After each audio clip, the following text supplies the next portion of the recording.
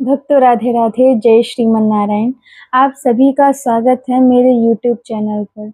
भक्तों, अधिक मास के कृष्ण पक्ष में आने वाली परमा एकादशी अत्यंत खास है। इस व्रत को करने से मनुष्य को धन धान्य की कभी भी कमी नहीं रहती और वह मोक्ष का भागी बनता है।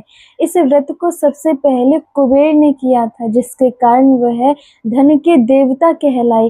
फिर इसी व्रत को राजा हरिश्चंद्र ने किया था अपने खोए हुए राज्य को पुनः प्राप्त करने के लिए। भक्तों, इस व्रत को करने से मनुष्य की कोई भी इच्छा फिर शेष नहीं रह जाती। यह व्रत सब इच्छाओं को पूर्ण करने वाला है।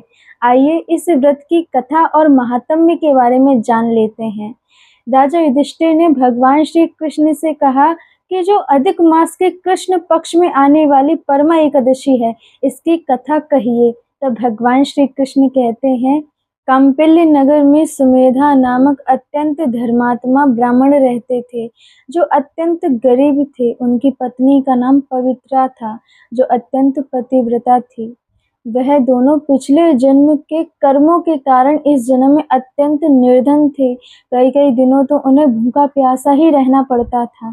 इतना सब होने के बावजूद भी जब वो द्वार पर कोई अतिथि आता था, तो उस ब्राह्मण की पत्नी सदैव उनका अतिथि सत्कार करने के लिए हमेशा तैयार रहती थी। जब ब्राह्मण ने देखा कि मेरे परिवार का गुजारा नहीं हो पाता, हम कई दिनों तक भूखे रहते हैं, तब वह अपनी पत्नी से परदेश जाने की बात करता है। तब उसकी पत्नी कहती है कि जो हमारे भाग्य में होगा वह हमें यही ही मिल जाएगा। जो हमने पिछले जन्म में बोया होगा वह किसी न किसी तरह इस जन्म में हमें मिल ही जाएगा। हमें भगवान पर भरोसा रखना चाहिए और यहीं पर प्रयत्न करना चाहिए। वह मान जाता है। एक दिन उनके घर पर कौंडिल्य ऋषि आते हैं, जो दोनों पति पत्नी बड़ी ही श्रद्धा से उनकी सेवा करते हैं, अतिथि सत्कार करते हैं। तब उसकी पत्नी उन महर्षि से पूछती हैं कि हम अत्यंत निर्धन हैं, हमें कोई उपाय बताइए जिससे यह निर्धनता खत्म हो जाए। तब महर्षि कहते हैं, अधिक मास के कृष्ण पक्ष में आने वाली परमा एकादशी अत्यंत शुभ है। इस व्रत को करने से मनुष्य को धन धान्य की कभी भी कमी नहीं रहती। वह दंपति बड़े ही श्रद्धा भक्ति के साथ पूरी रात जागरण करते हैं, एकादशी का व्रत करते हैं और उसी के फल से उन्हें धन धान्य की प्राप्ति होती है। भक्तों, इस व्रत को करने से मनुष्य की सारी मनोकामनाएं पूर्ण होती हैं। भक्तों, अब इसके व्रत और पारण का समय जान लेते हैं।